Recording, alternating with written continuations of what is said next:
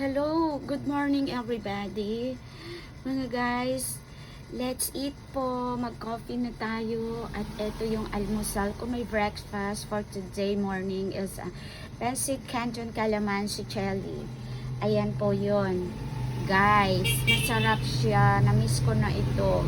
Favorite ko to. Wag naman lagi na everyday cracker oats. Alternate ang ginagawa ko. Then, i-combine ko itong bread, okay? And with coffee.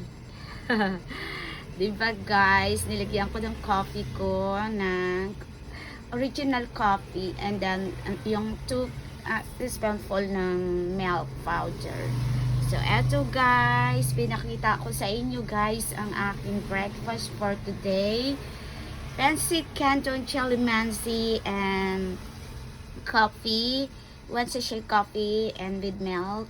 And eto 2 slice yan ng bread.